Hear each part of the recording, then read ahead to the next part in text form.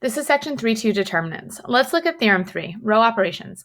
Let A be a square matrix. If a multiple of one row A is added to another row A to produce matrix B, then the determinant of A equals the determinant of B. If two rows of A are interchanged to produce B, then the determinant of B equals negative determinant of A. If one row of A is multiplied by K to produce B, then determinant of B equals K times the determinant of A. Let's look at example 1. Compute the determinant where A is this 4 by 4 matrix. Well, the first thing that I notice is I could factor out a 5 from the second row and get a 1 here and use that as a pivot column to use cofactor expansion to decrease the size of the determinant. So the first thing I'm going to do is rewrite this as 5 times 1, 0, 2, 2, 2, 1, 7, 9,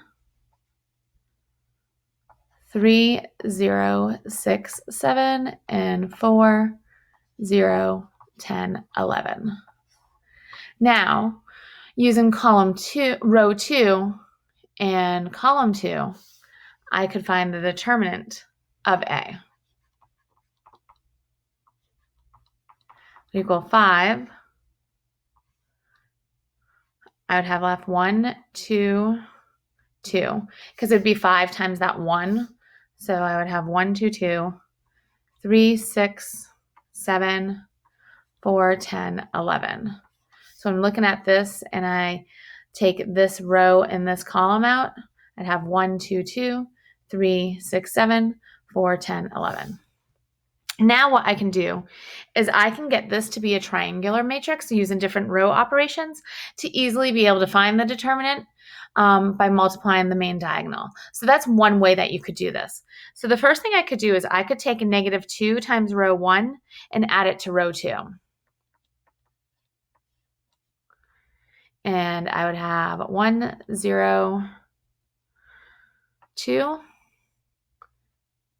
3, 0, 7, 4, 2, 11. And next I could take negative 2 row 1 and add it to row 3 to eliminate this 2. So I'd have 1, 0, 0, 3, 0, 1, and 4, 2, 3. Lastly, I could take row 2 and switch it with row 3. So I have negative 5 times 1, 0, 0, 3, 1, 0, 4, 3, 2. So now this is an upper triangular matrix, and to find my determinant, it would be negative 5 times 1 times 1 times 2, or negative 10. So the determinant of A is negative 10.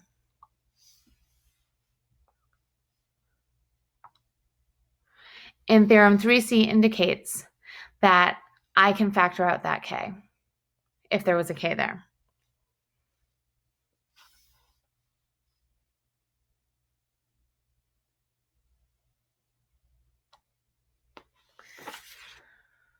Let's look at example 2. Compute the determinant of this matrix.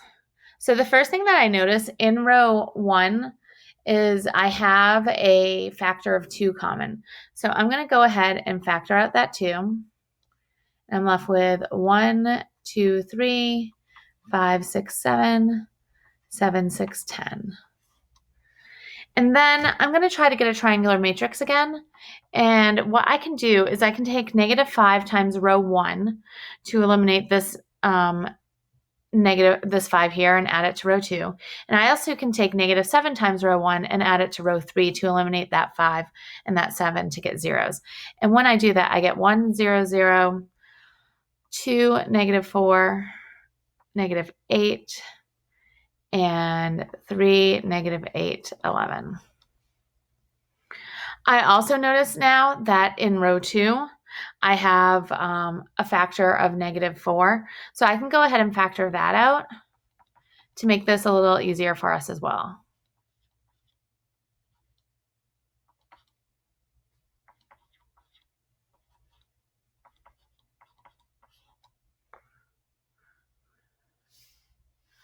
And I took out those negatives, so let's go ahead and erase those. That's an error there. And then I notice that I can take 8 times row 2 and add it to row 3.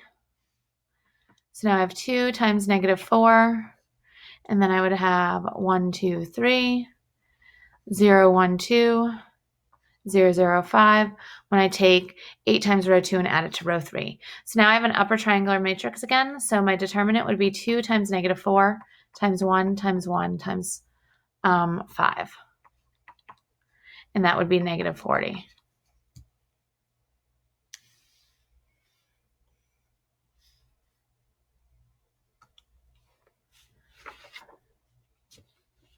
Compute the determinant of this matrix using a combination of row reduction and cofactor expansion.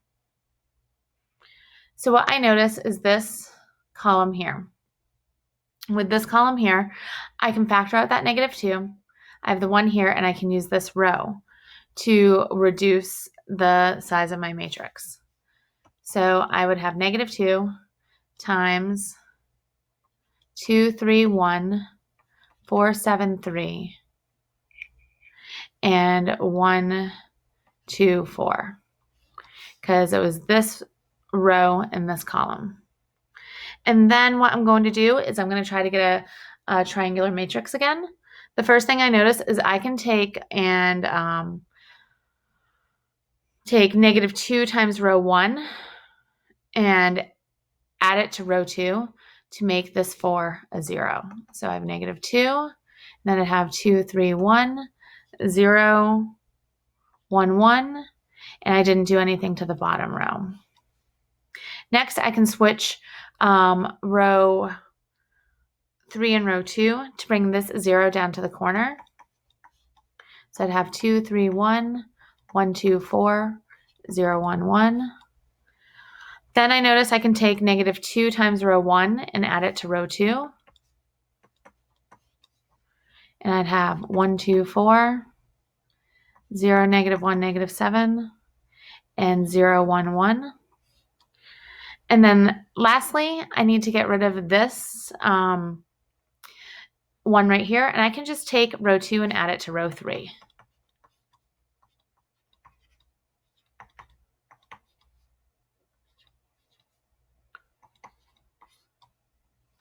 So now I have an upper triangular matrix. So my determinant would be -2 times 1 times -1 times -6. And that would give me -12.